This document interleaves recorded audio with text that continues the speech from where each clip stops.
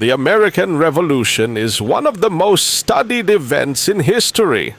There are already countless documentaries, books, and films about it, just as there are for many of the stories we cover on this channel.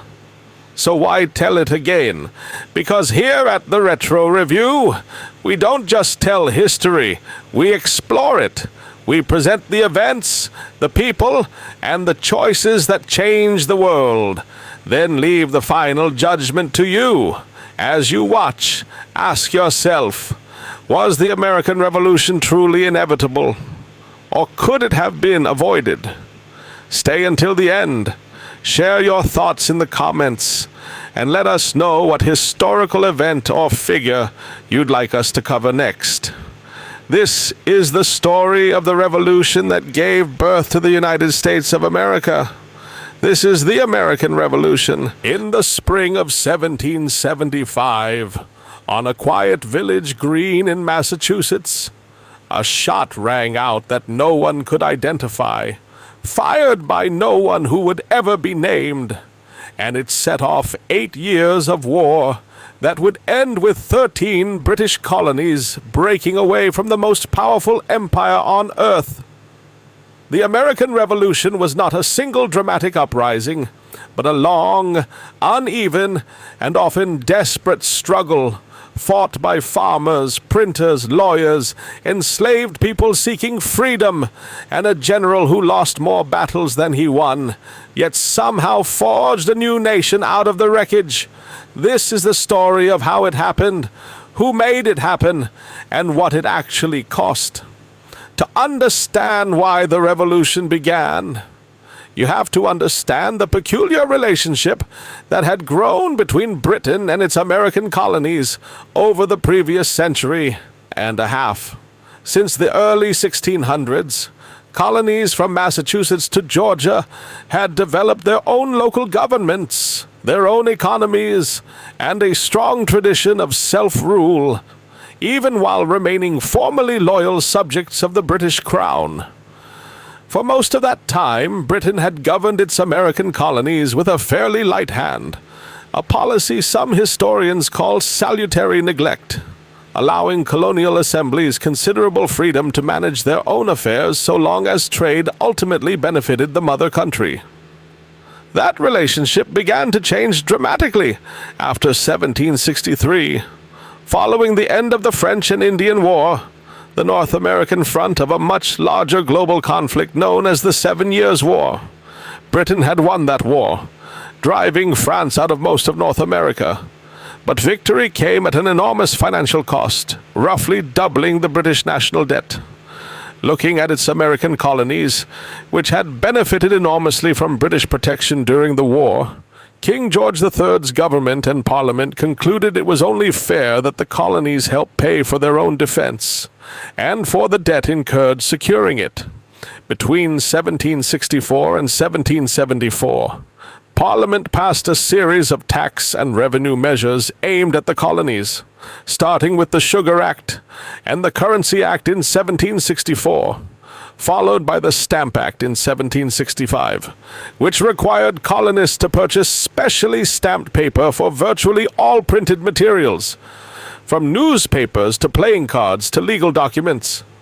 The Stamp Act provoked a furious and largely unified colonial response, not primarily because of the tax's financial burden,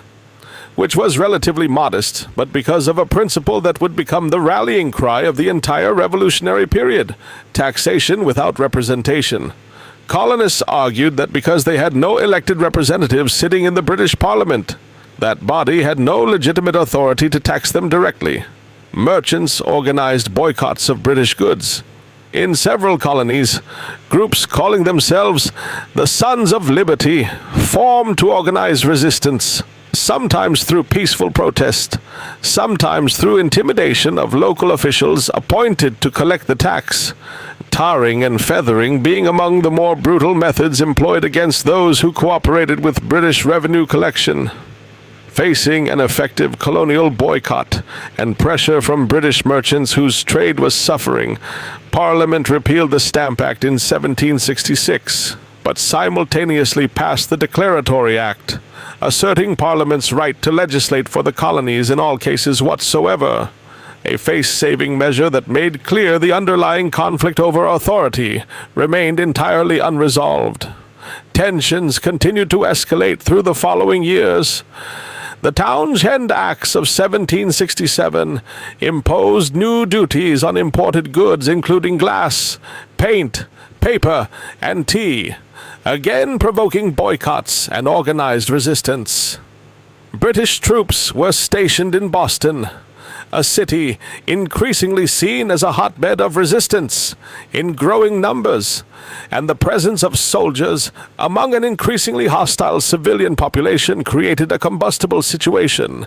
That tension exploded on the evening of March 5th, 1770, when a confrontation between British soldiers and a crowd of Bostonians who had been taunting and throwing snowballs, ice and stones at a lone sentry,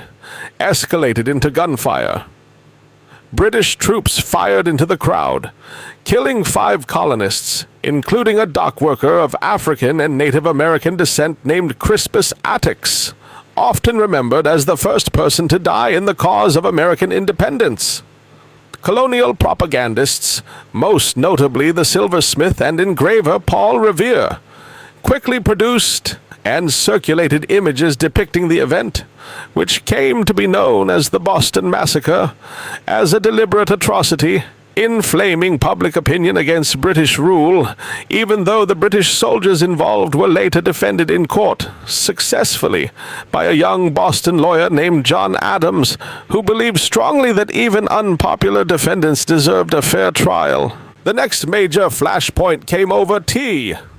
In 1773, Parliament passed the Tea Act, granting the financially struggling British East India Company a near monopoly on tea sold in the American colonies. Though the act actually lowered the price of tea for colonial consumers,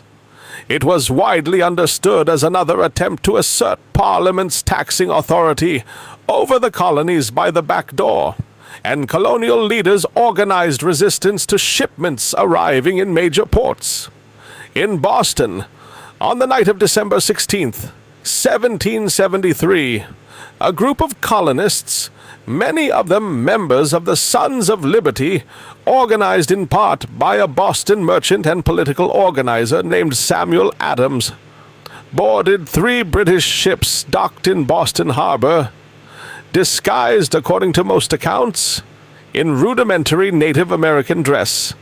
and dumped 342 chests of tea into the harbor waters, an act of defiance that came to be known as the Boston Tea Party. Britain's response was swift and severe. Parliament passed a series of punitive measures in 1774 that colonists called the Intolerable Acts, closing the port of Boston until the destroyed tea was paid for, revoking significant elements of self-government in Massachusetts, and expanding the ability of royal officials to be tried in Britain, rather than in the colonies for crimes committed while enforcing British law. Rather than isolating Massachusetts as Parliament had hoped,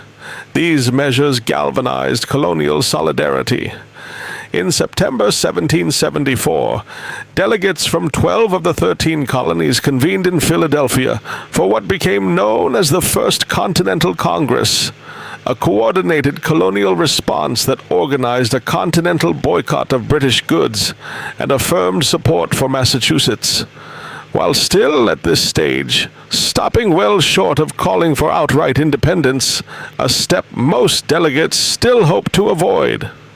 By the spring of 1775, the colony of Massachusetts was effectively an armed camp, with colonial militias, known as Minutemen, for their readiness to mobilize on a moment's notice, stockpiling weapons and gunpowder outside Boston. British General Thomas Gage, military governor of Massachusetts, learned that colonial militias had stored a significant cache of arms in the town of Concord, and on the night of April 18th, 1775, dispatched roughly 700 British troops to seize and destroy the stockpile. colonial leaders forewarned of the British movement by riders including Paul Revere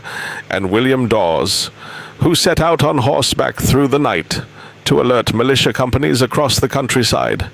managed to mobilize local militia forces in time to confront the British troops.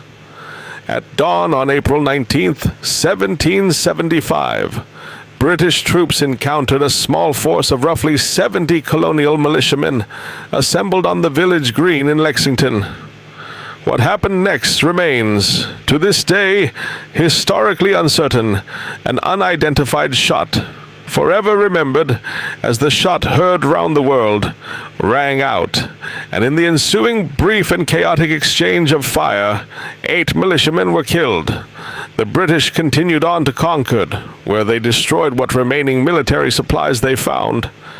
but were met at Concord's North Bridge by a much larger and more organized force of colonial militia, who this time stood their ground and forced the British troops into a fighting retreat back toward Boston,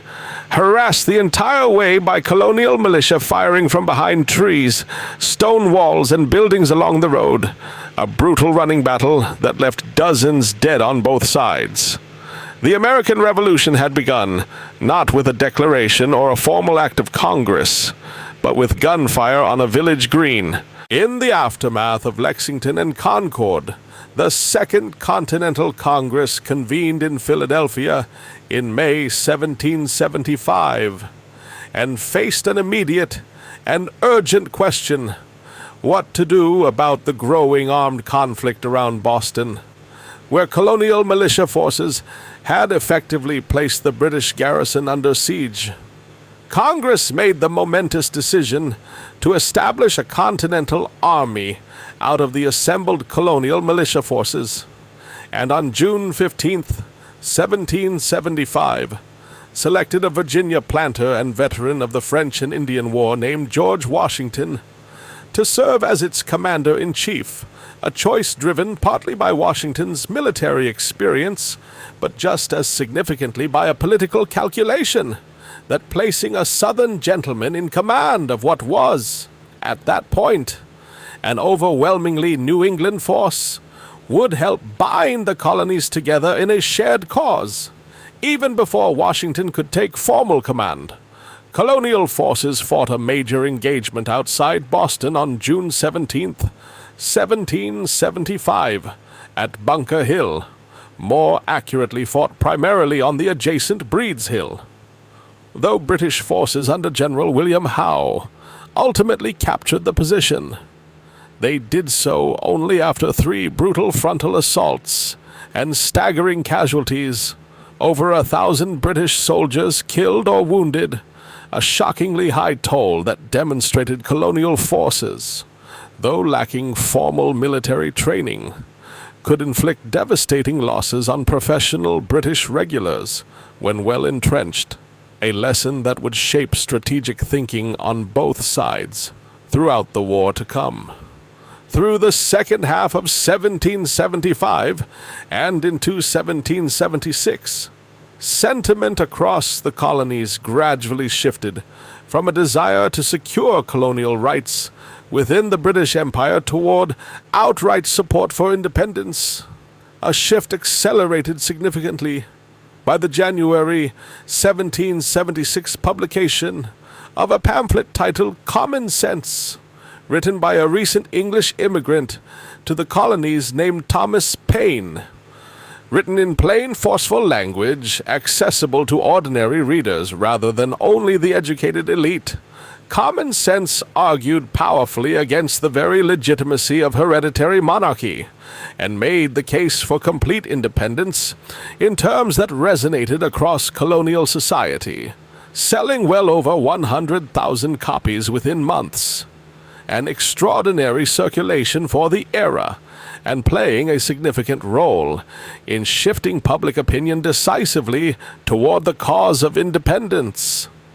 On July 4th, 1776, the Second Continental Congress formally adopted the Declaration of Independence, a document primarily drafted by a 33-year-old Virginia delegate named Thomas Jefferson, Drawing on Enlightenment political philosophy, particularly the writings of the English philosopher John Locke, to articulate a set of self-evident truths that all men are created equal, endowed with unalienable rights, including life, liberty, and the pursuit of happiness, and that governments derive their just powers from the consent of the governed and forfeit their legitimacy when they violate those fundamental rights. The document also contained a lengthy list of specific grievances against King George III, building a case for why the colonies were justified in severing their political ties to Britain entirely. 56 delegates ultimately signed the document, most prominently John Hancock, President of the Continental Congress, whose large, bold signature has become so iconic that his name remains, in American usage, a synonym for signature itself. The war that followed the Declaration was long, grueling, and for most of its course deeply uncertain in outcome. The Continental Army, chronically underfunded, poorly supplied, and frequently outnumbered by well-trained and professionally equipped British forces along with the German mercenary troops, commonly called Hessians, that Britain hired to supplement its army, suffered repeated and often demoralizing defeats in the war's early years. British forces captured New York City in 1776, following a series of defeats for Washington's army, and Washington was forced into a difficult retreat across New Jersey, his army shrinking through casualties, desertion, and expiring enlistments, its survival as a fighting force genuinely in doubt as the brutal winter of 1776 approached. It was in this desperate moment that Washington executed one of the most celebrated maneuvers of the entire war. On the night of December 25th, 1776, Washington led his remaining troops across the ice-choked Delaware River in a daring nighttime crossing, launching a surprise attack the following morning on a garrison of Hessian troops stationed at Trenton, New Jersey, capturing nearly 1,000 prisoners in a stunning victory that restored crucial morale to the American cause at its lowest ebb, and was followed shortly after by a further victory at Princeton, together reversing what had appeared to be the imminent collapse of the revolutionary effort. The war's decisive turning point came the following year, in 1777, with the Saratoga campaign in upstate New York. A British force, under General John Burgoyne, attempting to split the rebellious colonies in two by advancing south from Canada along the Hudson River Valley, found itself increasingly isolated and unsupported, and was ultimately surrounded and forced to surrender his entire army of roughly 6,000 men to American forces at Saratoga in October 1777, one of the most consequential victories of the entire war. The American triumph at Saratoga convinced the government of France, which had been secretly supplying the American cause with money and weapons for some time already, that the colonies had a genuine chance of winning. And in February 1778, France formally entered the war as an American ally, a decision that would prove absolutely decisive to the war's ultimate outcome, bringing French naval power, money, and eventually troops directly into the conflict against their longtime British rival. The winter that followed Saratoga was nonetheless one of the war's darkest periods for Washington's main army, which endured brutal conditions encamped at Valley Forge, Pennsylvania, through the winter of 1777 into 1778. Suffering severe shortages of food, clothing, and shelter that killed roughly 2,000 soldiers through disease and exposure. It was also at Valley Forge that a Prussian military officer named Friedrich Wilhelm von Steuben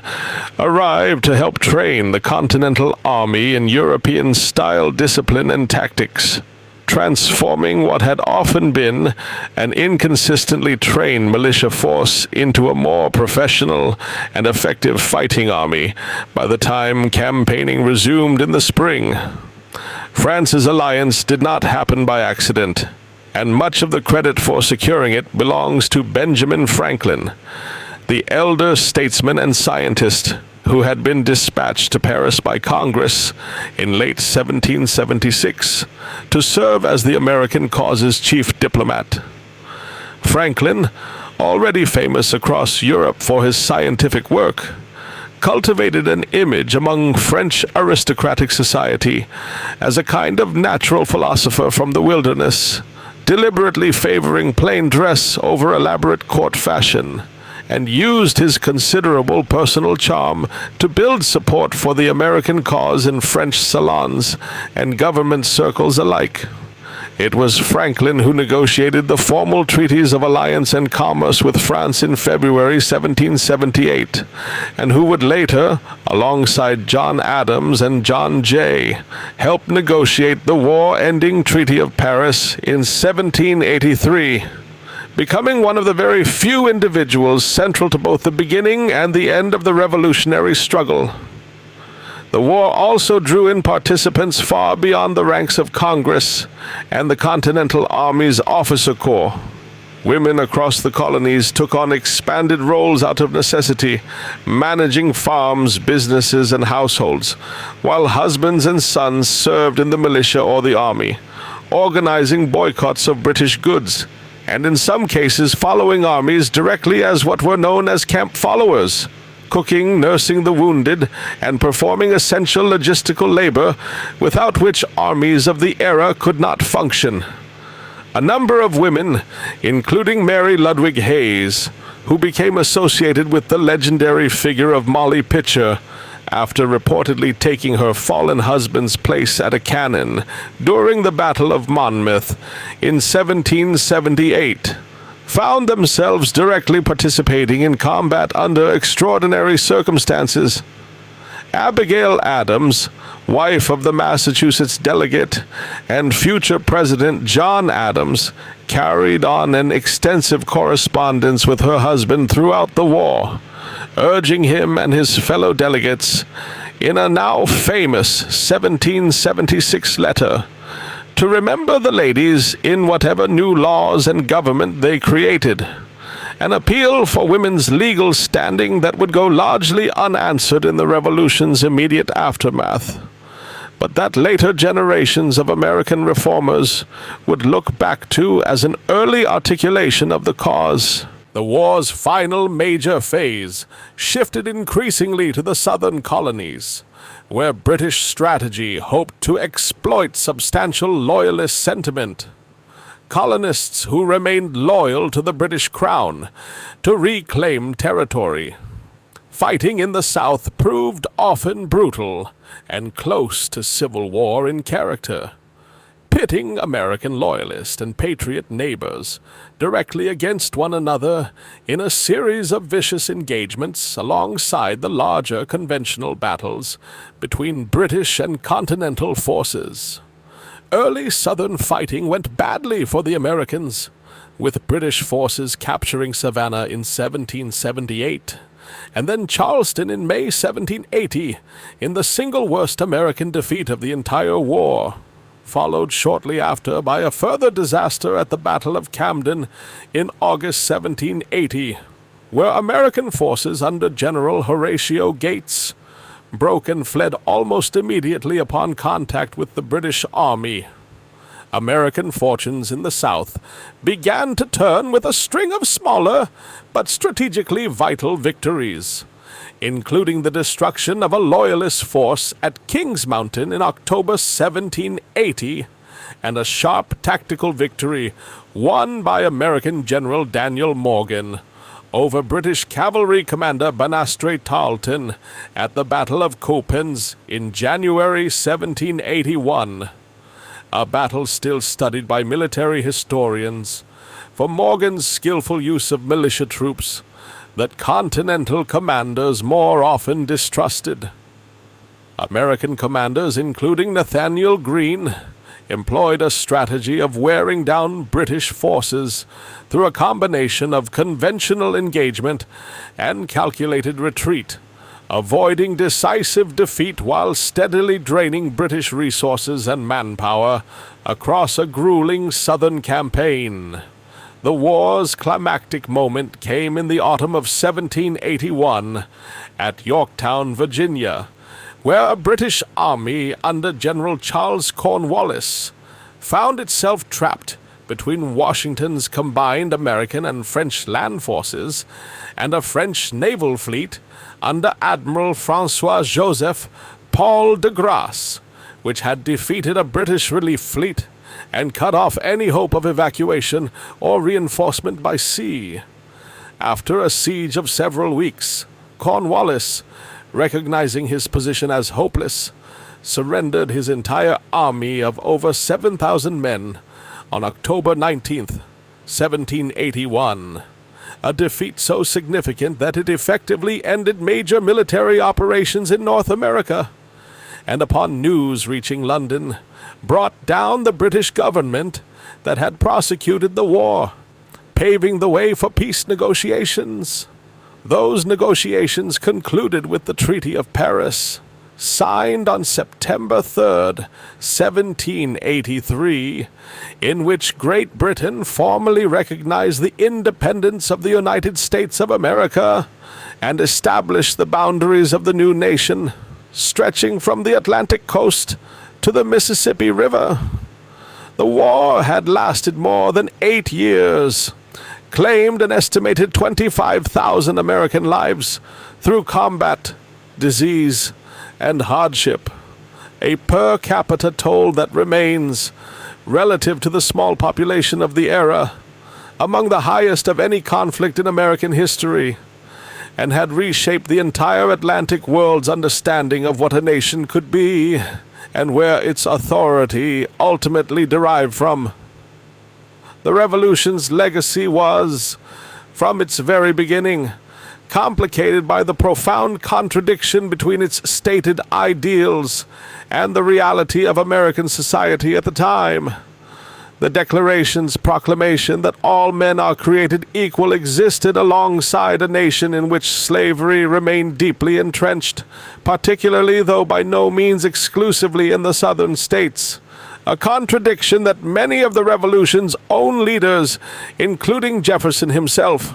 a slaveholder throughout his life, were acutely and uncomfortably aware of, even as most declined to act decisively against the institution. Tens of thousands of enslaved people sought their own freedom during the chaos of the war itself, some fleeing to British lines after offers of freedom in exchange for service against their former owners, others serving in the Continental Army in hopes of securing their liberty, outcomes that varied enormously depending on circumstance, location, and which side ultimately prevailed in their particular region. Native American nations, too, found themselves caught in a conflict largely not of their own making, most siding with the British in hopes of checking continued colonial expansion onto their lands, a calculation that following American victory would have devastating long-term consequences for native communities across the new nation's expanding frontier. In the years immediately following the war, the new United States struggled under its first system of national government. The Articles of Confederation, which proved too weak to effectively govern the young nation, address its war debts, or maintain order, a weakness starkly exposed by an armed uprising of indebted Massachusetts farmers known as Shays' Rebellion in 1786 and 1787. This crisis helped convince many of the Revolution's leading figures of the need for a stronger national framework, leading to the Constitutional Convention held in Philadelphia in the summer of 1787. where delegates, again including George Washington, who presided over the convention, drafted the United States Constitution that, once ratified, would establish the fundamental structure of American government that, with amendments, endures to this day. The men and women whose names have become inseparable from this story left behind vastly different legacies. George Washington, having led the Continental Army through 8 years of war, voluntarily relinquished his military command at the war's end, and would later become the nation's first president, an act of stepping away from power that stunned contemporaries accustomed to victorious generals seizing political control, and that helped establish an enduring American tradition of peaceful transfer of power. Thomas Jefferson would go on to serve as the new nation's third president. His complicated legacy as both author of the era's most eloquent statement of human equality and a lifelong slaveholder continuing to shape historical assessment of the Revolution's meaning to this day. Paul Revere would live to see his midnight ride, initially just one of several coordinated warning riders that night, immortalized and considerably embellished in American memory. Thomas Paine, whose words had helped ignite revolutionary sentiment, would later find himself estranged from many of the new nation's leaders over his subsequent radical political writings, dying in relative obscurity in New York in 1809. The American Revolution did not simply create a new nation. It articulated, however imperfectly and inconsistently applied in its own time, a set of political ideas: that legitimate government rests on the consent of the governed, that certain rights belong to individuals simply by virtue of being human, and that a people who conclude their government has become fundamentally unjust possess the right to alter or abolish it. Ideas that would go on to inspire revolutionary and independence movements around the globe in the centuries that followed, even as the young nation itself would spend generations more grappling, often through tremendous conflict and struggle, with the profound gap between the ideals proclaimed in 1776 and the reality experienced by all of its own people. What began with an unidentified shot on a Massachusetts village green ended 8 years later with a new experiment in self-government stepping uncertainly onto the world stage, its promise and its contradictions both fully intact, left for the generations that followed to inherit and to resolve. The American Revolution ended British rule over 13 colonies, but it also began a much larger story. It inspired movements for freedom across the world while leaving behind difficult questions about equality, slavery, and the true meaning of liberty that would shape history for centuries. Here at the Retro Review, we believe history isn't just about what happened. It's about understanding why it happened and learning from it. So now we'd like to ask you, was the American Revolution unavoidable? Or do you think Britain and the colonies could have found a peaceful solution? Share your opinion in the comments, and if there's another historical event or historical figure you'd like us to cover, let us know. Your suggestion could become our next documentary. If you enjoyed this documentary, subscribe to the Retro Review, where we revisit the moments that changed the world and let history start the conversation. Thank you for watching, and we'll see you in the next chapter of history.